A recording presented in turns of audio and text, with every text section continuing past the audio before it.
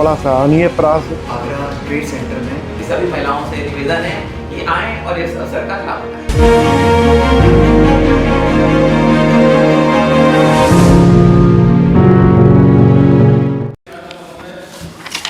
आपकी अनुज्ञा से यह प्रस्ताव करता हूं कि उत्तर प्रदेश निजी विश्वविद्यालय 5वां संशोधन विधेयक 2024 पर विचार किया जाए।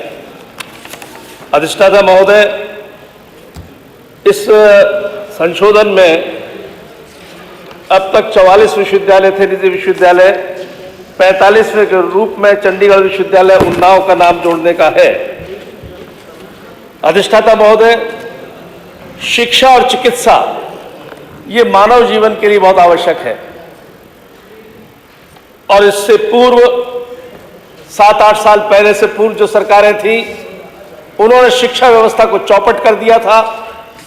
ना तो विस्तार हुआ उसका, ना गुणवत्ता की सुधार हुआ।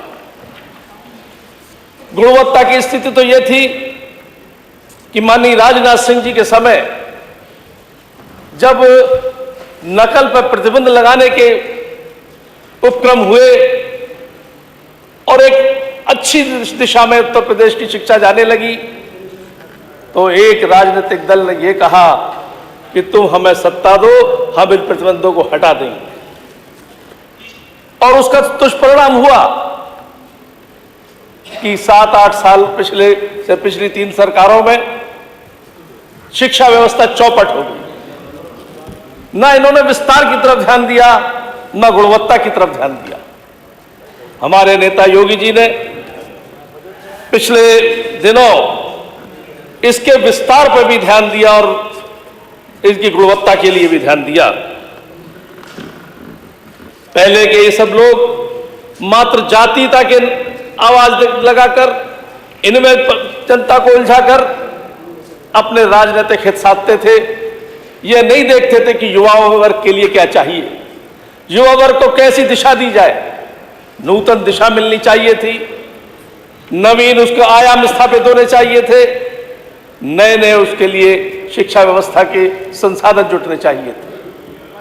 अफसोस की बात है और शर्मसार होने वाली बात है कि उत्तर प्रदेश में यानी आजादी के 70 साल हो गए, उत्तर प्रदेश के 6 कमिश्नरियों में एक भी सरकारी विश्वविद्यालय नहीं था।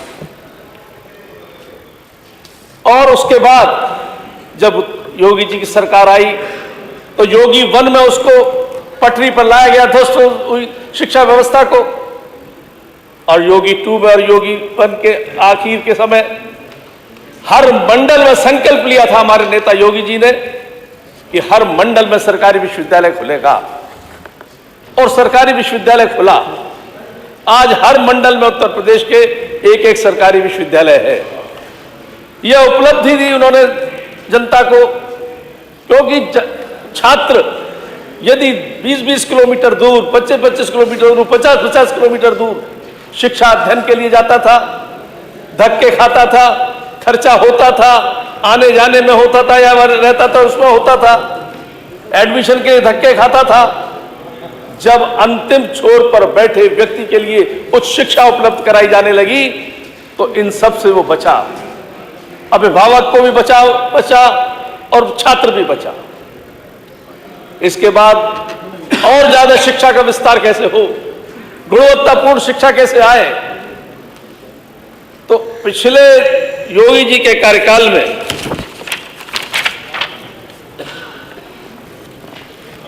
28 निजी विश्वविद्यालय को LOI मिल चुकी है और जिसमें से 18 को LOP यानी संचालन का अधिकार प्रारंभ हो चुके हैं।